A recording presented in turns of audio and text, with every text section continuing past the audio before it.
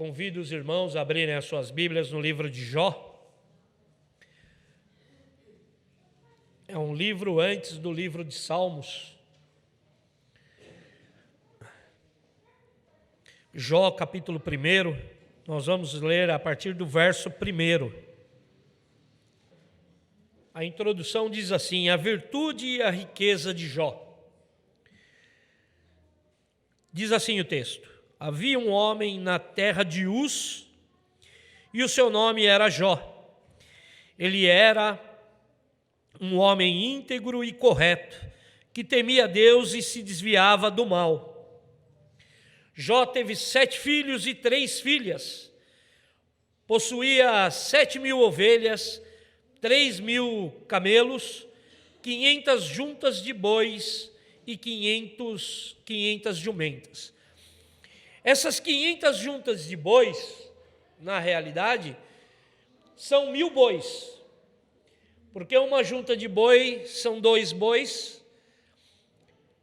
Isso era usado para a terra, naquele instrumento que coloca nas costas do boi, e aí são 2 bois para puxar aquele instrumento, ou puxar o carro de boi também. Então são 1.000 bois. Tinha também muitos servos que trabalhavam para ele, de modo que era o homem mais rico de todos do Oriente. Seus filhos visitavam uns aos outros, e cada vez um deles fazia um banquete, e mandava convidar suas 3 irmãs para comerem e beberem com eles. Passado o período dos banquetes, Jó os chamava para os santificar. Levantava-se de madrugada e oferecia sacrifícios de acordo com o número de todos eles. Pois Jó pensava: talvez meus filhos tenham pecado e blasfemado contra Deus no coração. E era assim que Jó sempre procedia. Depois nós vamos dar mais continuidade à leitura.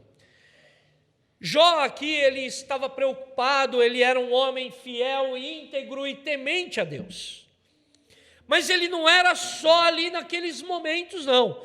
Ele era íntegro, correto e temente a Deus no seu lar, no seu quarto, aonde quer que Jó andava. Agora eu peço para algum irmão abrir a sua Bíblia em Jó 42, o verso 5, e leia esse versículo. Jó, ele declara nesse versículo que ele só conhecia Deus por ouvir. E isso foi por longo tempo da sua vida. Não foi uma coisa momentânea não, meus irmãos. Só que ele declara ali no final, na parte B do versículo, que os olhos dele contemplavam a Deus.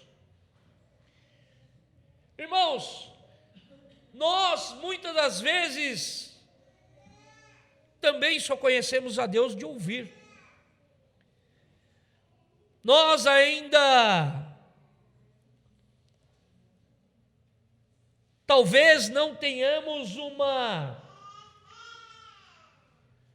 oportunidade de conhecer o verdadeiro Deus. O tempo que nós vivemos hoje, a atualidade que nós vivemos hoje, foi construído um Deus aí fora para resolver e solucionar problemas nossos. Esse Deus que está sendo pregado não é o Deus genuíno de Jó. Não é o Deus genuíno da Bíblia. É um Deus moldado para resolver problemas dos seres humanos. As pessoas, eles não amam a Deus pela essência de Deus, pelo que Deus é, mas buscam a Deus para a solução dos seus problemas. E na realidade esses problemas são materiais principalmente colocados. As pessoas buscam um Deus que solucione o problema material de sua vida. As pessoas buscam um Deus que solucione o problema da sua saúde, das suas finanças. As pessoas não buscam um Deus porque ama Ele, por ter criado a nós, por nos ter feito, por nos ter amado. Buscam um Deus que pode solucionar todos os problemas com o piscar de olhos. Eu não estou dizendo que o nosso Deus não possa fazer isso. Não é isso que eu quero dizer. Mas o que eu quero dizer é a intenção empregada em nós, em servir a Deus. A minha intenção pela qual eu sirvo a Deus, pela qual eu fui chamado a servir a Deus. Qual é a minha intenção de estar aqui hoje? Com que intuito eu saí do meu lar hoje e eu vim até esta igreja? É isso que eu quero que nós pensamos nessa noite, reflitamos nessa noite. Com que intuito eu saí do meu lar num domingo? Agora está um pouco mais amena a temperatura, mas esses domingos atrás estava mais frio ainda, para estar aqui reunido, congregado. Que Deus é esse que eu sirvo? Por que eu venho à igreja? Jó, ele servia a Deus, e tem até um hino que foi feito em cima da passagem de Jó, que diz, um trecho desse hino, que ele o adora pelo que ele é, não pelo que ele pode fazer ou o que ele faz. É esse o intuito que tem que nos motivar a estar aqui, a adorar um Criador, a servir aquele que nos fez.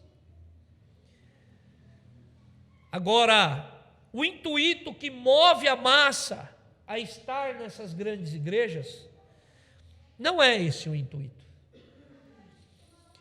A intenção que as pessoas têm saído dos seus lares para estar nas igrejas, não é em adorar a este Criador, mas sim em barganhar com Ele. É usado a moeda de troca. Eu te dou, mas o Senhor vai me prosperar. Teologia da prosperidade está levando multidões aí. Mas quando se prega um Deus genuíno, quando se fala de um Deus amoroso, um Deus cuidadoso, aí o pessoal já fica, mas eu não vou ter lucro com isso, eu não vou ter ganho com isso. E aí nós vemos as igrejas mais vazias. Jó, ele buscava a Deus, ele teve de tudo para se entristecer com Deus.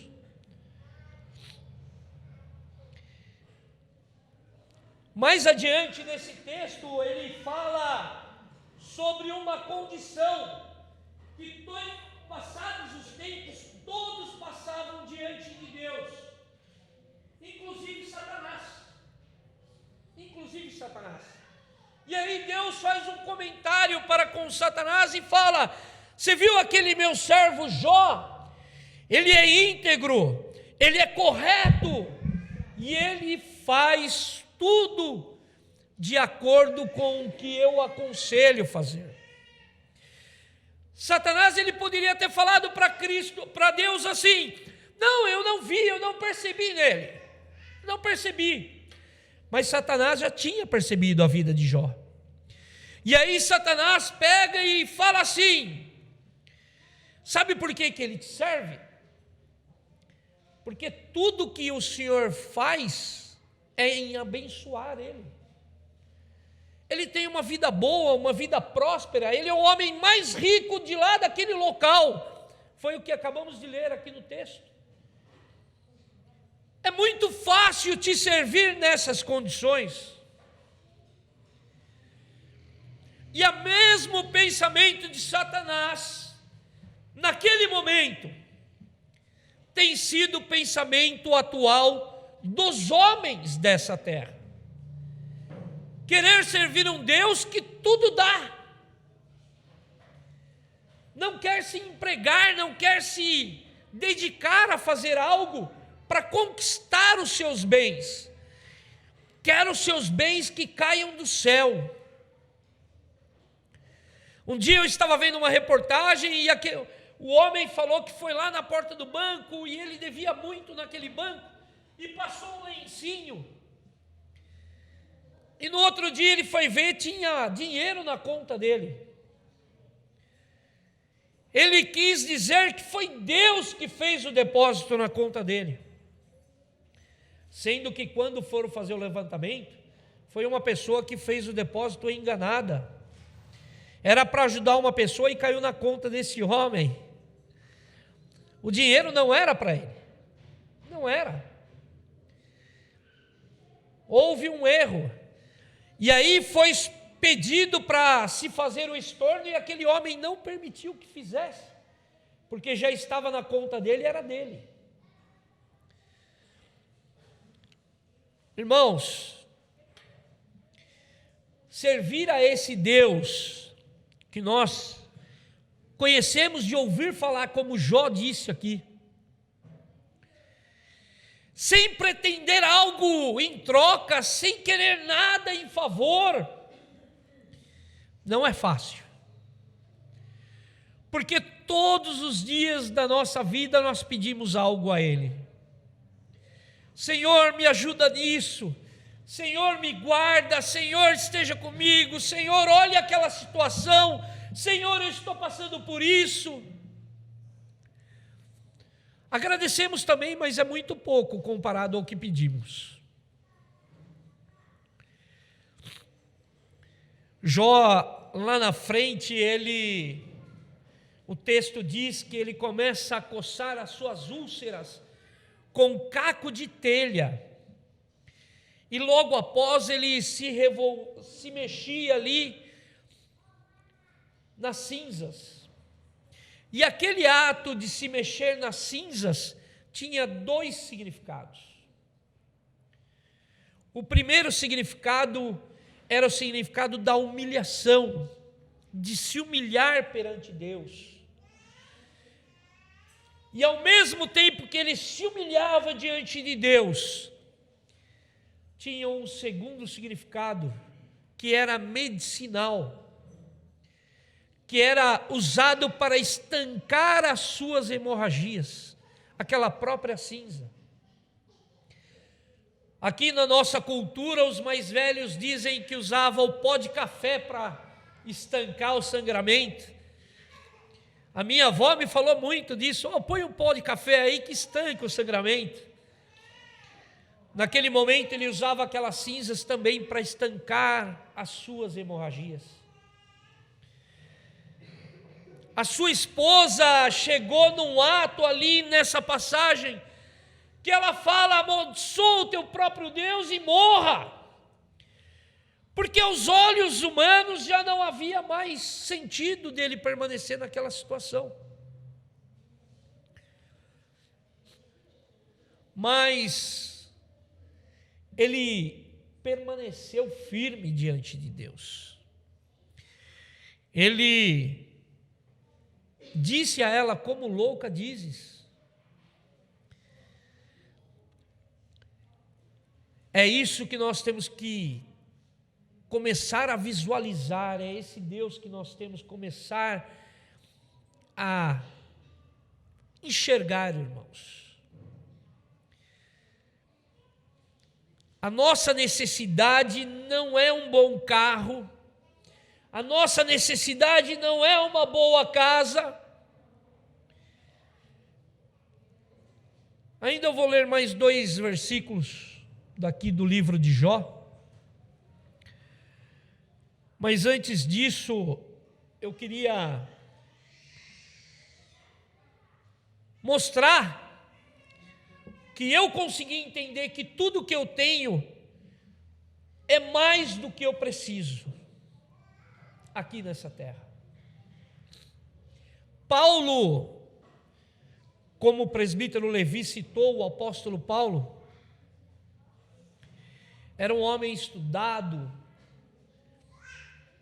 e ele deixou todas as suas posses, ele deixou tudo por Deus.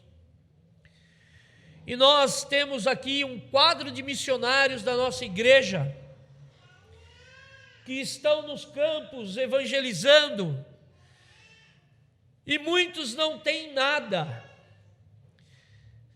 A nossa missionária Nilce, ela, lá ainda nós estávamos lá no outro templo, ainda lá no presbítero Levi, e ela trouxe aqueles potinhos para arrecadar moedas para os missionários. A missionária Nilce, ela já teve diversas oportunidades aqui, e ela mostrou como esses homens vivem. E Deus, Ele não exige isso de nós, não tem exigido isso de nós. E o pouco que fazemos, nós achamos que é muito ainda. Jesus Cristo, quando Ele foi ser crucificado, ali estava o cálice da ira de Deus. E não era para Cristo tomar aquele cálice da ira de Deus.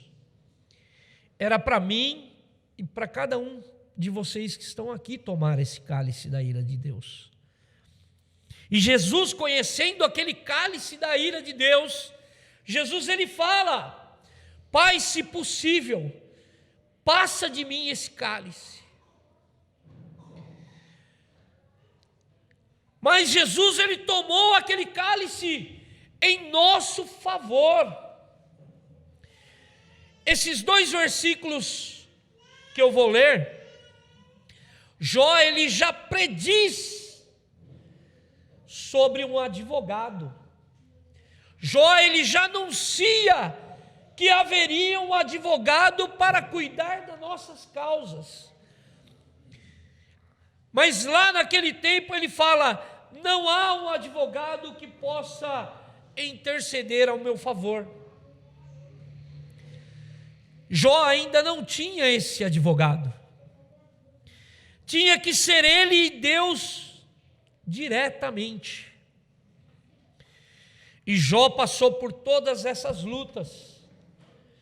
E lá no final do livro de Jó, Deus, ele restitui tudo em dobro a ele. Filhos, bens, tudo em dobro. Mas não é porque ele barganhou com Deus. Deus, ele restitui porque Deus, ele é Pai. E lá em Mateus 11:7, ele fala: se vós que sois maus, quereis dar boas dádivas aos vossos filhos, o que dirá o vosso Pai Celestial? Dará pedra a quem pedir pão? Nosso Pai Celestial, Ele cuida de nós. Ele conhece as nossas necessidades. E Ele age em nosso favor, sem a necessidade de barganha. Sem a necessidade de buscarmos Ele dessa maneira. Mas há necessidade de conhecê-lo genuinamente. Nós temos essa necessidade de conhecer esse Deus a quem nós anunciamos e muitas das vezes dizemos por aí que nós servimos. Nós servimos sim a um Deus, a esse Deus do impossível, como diz lá em Lucas 1:37. O nosso Deus é o Deus do impossível. mas há necessidade de nós o conhecermos mais e mais. Abre para mim, Adriano, por favor, lá em Jó 16, 19. E a missionária Nilce abre em Jó 9, 33. A nossa versão, ela não vai dizer advogado, mas a versão NVI, ela diz advogado. 16, 19, Adriano. Já agora, sabei que a minha testemunha está no céu e nas alturas. Quem advoga é a minha causa. Quem advoga a minha causa. Jó, ele já prediz sobre esse advogado. E esse advogado é a nossa testemunha, que é Cristo Jesus. Jó, ele já antecipa o nosso advogado. Ele já anuncia o nosso advogado. Missionária Nilce. Não há entre nós árbitro que ponha a mão sobre ambos. Não há um advogado entre nós que possa pôr a mão em nós para julgar as nossas causas. Naquele tempo não havia. Mas hoje há o nosso advogado, que é Cristo Jesus. Aquele que morreu na cruz em nosso favor. E o valor que nós temos dado a esse Cristo não tem sido o valor que ele merece verdadeiramente. Nós o servimos, nós o acompanhamos, mas mesmo assim é tão pouco o que nós fazemos em favor dele. É tão pouco o que nós fazemos pelo chamado que cada um de nós tivemos. Nós fomos chamados para trabalhar em prol do reino de Deus. Amém?